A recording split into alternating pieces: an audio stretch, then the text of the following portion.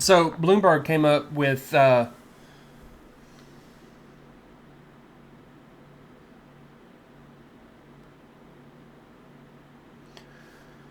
so the other day Bloomberg came out with an interview with Phil Spencer and Todd Howard over Starfield, and Todd had some choice things to say, and I have a few opinions on the whole matter. I've dumped about 30 hours so far in Starfield, and I just wanted to go over this with you guys and give a little bit of feedback. I asked our audience, what would you ask Todd? Big question from many. Why did you not optimize this game for PC? We did. It's running great. It is a next-gen PC game. We really do push the technology, so you may need to upgrade your PC for this game, but it's got a lot of great stuff going on in it, and the fans are responding awesome. Are the fans really responding awesome to this?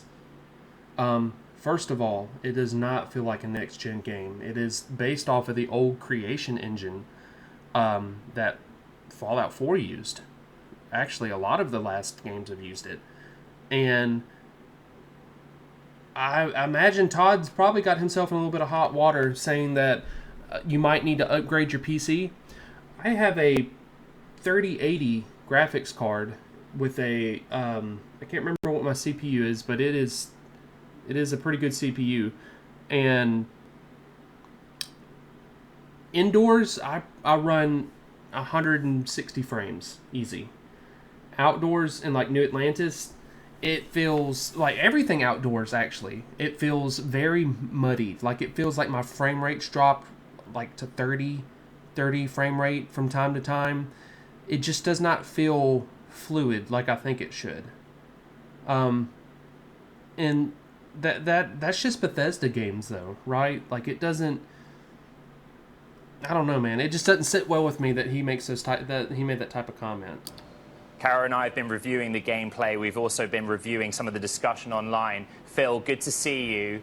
Xbox Game Pass, okay, it's available to anyone that subscribes. So how can you guarantee from a sort of sales perspective that you kind of hit the heights that Skyrim has? If it's available to anyone through Game Pass, how do you ensure people actually play it? They don't really care if people play it or not. You know why? Because they own all these companies and they're making more money off of Game Pass than any game could ever net them at all. Like, it's if they really say that tens of millions of people have access to this game and they're all paying that subscription fee each month, they're not worried about money when it comes to, you know, them developing a game for 7 years, 10 years. That really doesn't matter to them. They're pumping out the profits right now, guys. Like, you best believe that. They wouldn't, if this model didn't work for them, if it wasn't making them money, they wouldn't be doing it. So him asking this question just feels kind of out of touch because I feel like it's kind of like a known answer at this point. Well, we can see people playing, which is great, on the platform. You might know the game has been in preview for the last week, and it's already our most played next-gen exclusive game on Xbox. They keep saying next-gen, right? This does not feel like next-gen. Nothing on Xbox right now feels like next-gen because they made the Series S, right? The Series S literally has held back this entire generation. PS5 included, because a lot of these people will make games cross-platform, and you can only make something so far ahead if you're still trying to drag something else to the dirt at the same time. So we're seeing huge success. It's our biggest wish-listed game on Steam across Xbox and Bethesda Game Studios history. And now, as you said, tens of millions of Game Pass subscribers and the standard edition retail customers all get to play today. So incredible day, new franchise launching, and it's a lot of fun. And I'm sure you want to dwell on the here, the now, Phil, but you've been asked, and I'm going to ask it again, you mentioned exclusive. So does that mean the Elder Scrolls 6 will be? How do you mark as to whether this is the right track? Exclusive is only going to be exclusive as long as it's beneficial for them, right? So Starfield will be exclusive to Xbox as long as it's making the money. Whenever they start to see the revenue drop below what they're predicting for quarter to quarter, that's when they'll probably start to get into talks with Sony or Nintendo. Well, actually, Nintendo's out of question because there's no way a Nintendo platform could run this game. Not right now, anyway. Not unless they come up with a new console. But talks will go into play with Sony once they feel like they've milked Starfield for what it's worth. Phil. Yeah, we look at it on a case-by-case basis with the games that we build. We want to make sure our games are available in so many different places, on our Xbox consoles, on PC, also via cloud. These games can come to almost any web-enabled device. We're looking at millions and millions of players who will have access to Starfield and other Xbox Game Studios games. It's really about giving players choice around how they want to play, and they build their library of games. Yeah, I do agree with Xbox being the most accessible to all people, to all gamers, right? But at the same time, you're not getting those huge leaps, those huge innovative leaps that you once were getting.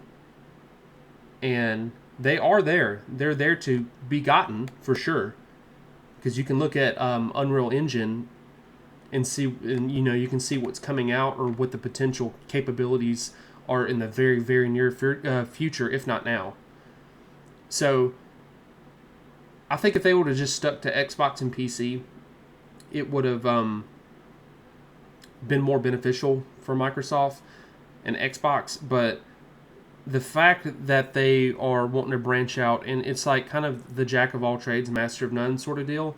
Because now that you're including like mobile platforms too, and you're trying to like integrate certain like AAA games to run on mobile platforms and stuff like that, I feel like it's too much. And I feel like Microsoft's biggest issue here is that they're not focusing on what the future should hold versus on the now and how they're trying to just appease to everybody, if that makes any sense.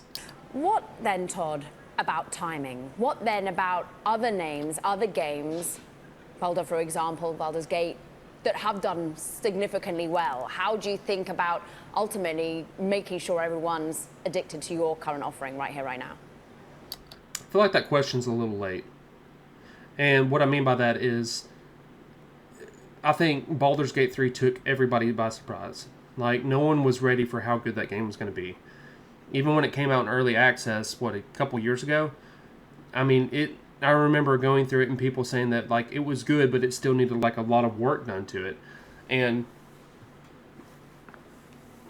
Baldur's Gate 3 coming out right now, I think it took all these AAA developers by surprise, and that's why they're really salty about raising this bar so high. And I'm not sure if this question was asked knowing that, but it kind of feels like it was, just based on the timing of it, because common sense would say that, Starfield was so far in development at that point. Like, the game was already finished by the time Baldur's Gate 3 came out. Like, it was getting ready to hit production lines if it already hadn't. So I feel like this question's kind of jab at that. I think if you look at video games now, Phil's it's even so laughing. competitive. I think this year, 2023, could be the greatest year ever in video games. I don't know. But I disagree. to have Starfield be out there and the response that So we've far. gotten has just been incredible for everybody here at the studio. And the other thing is, yes, it's about launch, it's about today, but our games, they are played for years. We're 12 years after Skyrim, still one of our most played games. So Skyrim is still played to this day because, yes, it was a good game, but it's also because they ported it to every platform known to man, and they will probably still port it to any other console coming out in the future. It's just how it is, and the reason why that it was loved so much is because of like how innovative it felt at the time, I guess you could say. Well, I don't know if innovative is the real word for that. It felt like a full experience. And then the modding community has really taken it to the next level as well.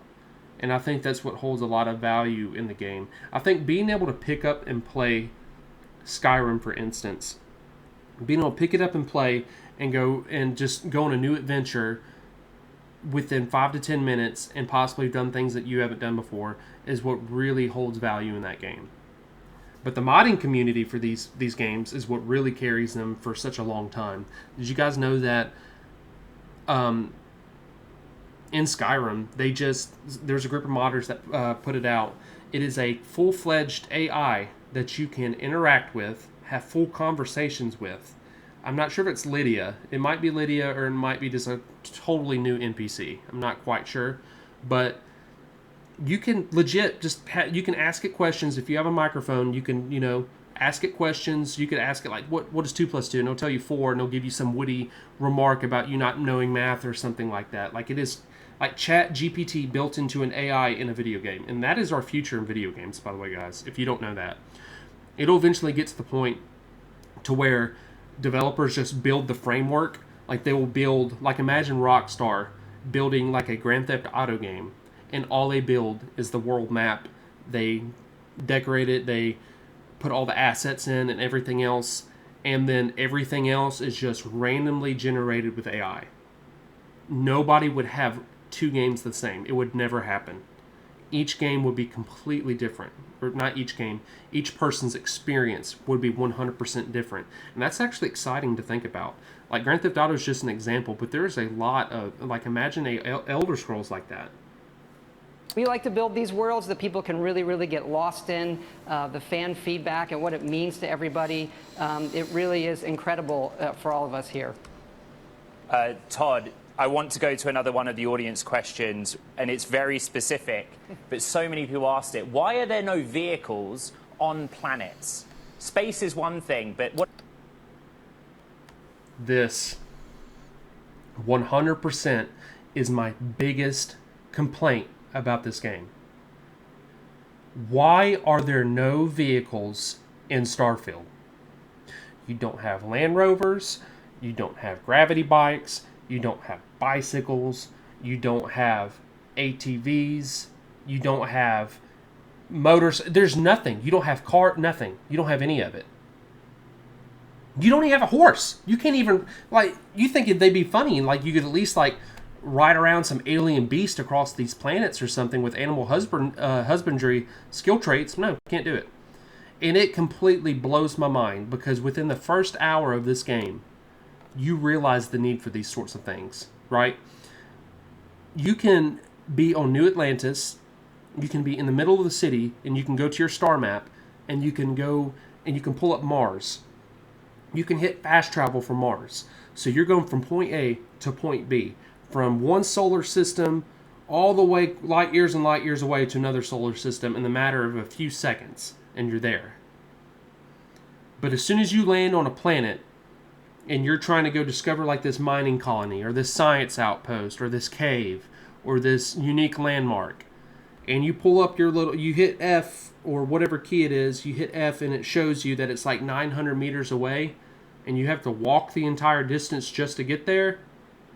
The first couple times it's not so bad, right? You're like, oh man, that kind of sucks. I can't wait to get a Land Rover, until you find out that they don't have anything like that at all. But like 30 hours in, 100 hours in, I could, it is a complete miss in this game, and it blows my mind that they did not put something like that in here. What about terra firma? It's a great question, actually. It's something we consider. We're going to do outer space, we're going to do planets. Once you do vehicles, it does change the gameplay. So by focusing, once you land in your ship, that you're on foot, it lets us really, for the players, make it an experience where we know how fast they're seeing things. In one sense, you do have a vehicle, which is you obviously have your spaceship, you can go around in space, but then on the surface, you do have a jetpack, which you can upgrade, which is super fun, new experience for us. And obviously, planets have different levels of gravity, which make that unique for many planets. I don't think Todd really liked that question. Why would you, in a sense, you do have a vehicle, you have a ship that you can fly around. Yeah, it'd be cool if you could fly it like in orbit. Not in orbit, but like in the atmosphere. If you could kind of like, use your thrusters to go from one spot to the other, and then, you pick your own spots to land. That would be nice. So, yeah, that'd be cool. And the jetpack's kind of a joke, guys. I'm not gonna lie. It's nothing more than like an extended double jump is what it feels like. Not unless there's something like crazy 100 hours into the game, 80 hours into the game where you get to like, turn on this jetpack and it launches you 1,000 feet into the air, and then you can like use it to like fly like a plane. Then it's not what he's making it out to be. I promise. Phil, this is so closely tied to Xbox, and I find it interesting. I have to ask you about the latest offer from Microsoft and Activision to the UK CMA. Do you think that structure will be accepted with the UK CMA? We're working cooperatively with the regulators as we've had through this whole process. As you're well aware, it's been a long process.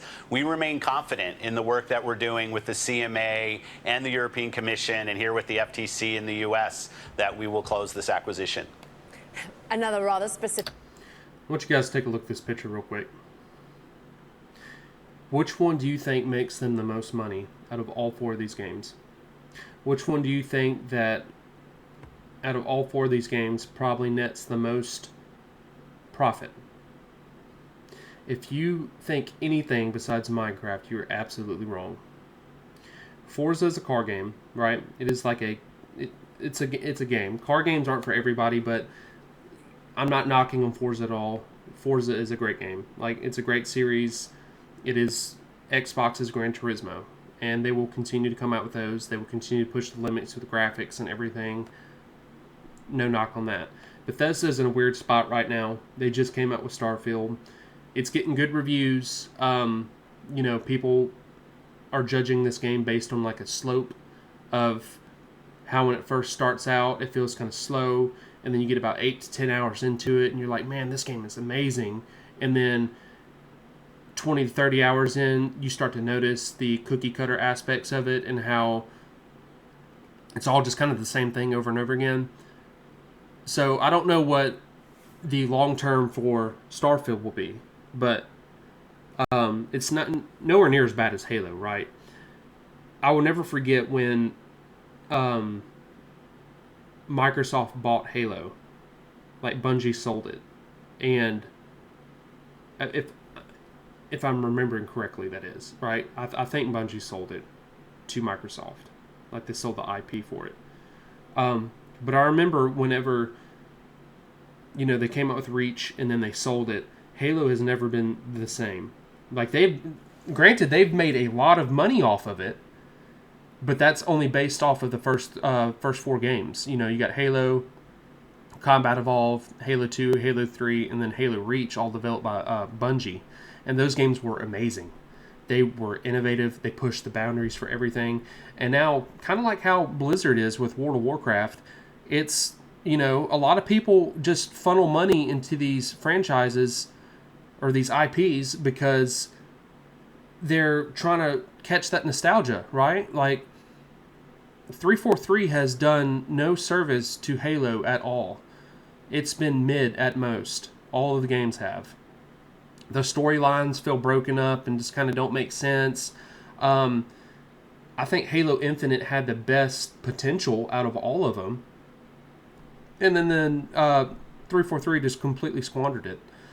But so far, Minecraft is probably Microsoft's best investment that they have ever made in any type of gaming scenario, period. Probably by a long shot, too. Big question for you, Todd. What's been your favorite means and operation, like your build out there? What's been your favorite build or indeed favorite, means of traveling through space?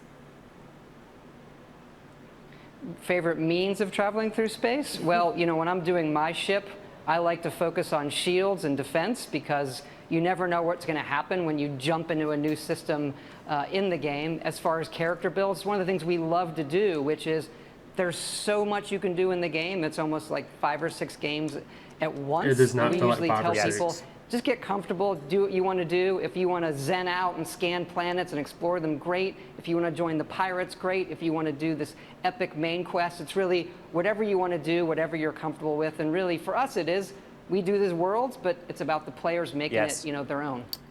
Now, I will say this because he did bring up the main quest, and I feel like this is something that needs to be said. there's a lot of tutorial.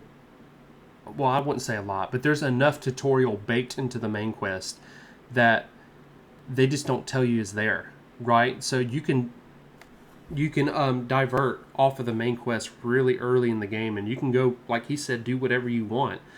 But you will do a lot of self-teaching when it comes to that, of how to play this game and things, how to navigate menus, little quirks and shortcuts that you can take. A lot of that just takes, someone telling you how to do it, or you watching somebody do it, or you figuring it out 50 hours in that you can even do that, right? But for instance, I did a quest that diverted off of the main one, and I ended up getting a penthouse in New Atlantis at the end of this quest, and it did no hand-holding. It didn't teach me how to do anything, but as soon as I came back after like 15 hours of doing this entire long quest involving the aliens, or whatever the heck they're called, the Terramorphs, that's what they're called. You come back and I start doing these Vanguard quests, and I launch into space, and it like immediately puts me into a tutorial mode, because this is part of the main quest, right? It puts me into tutorial mode of showing me how to dock to another enemy ship.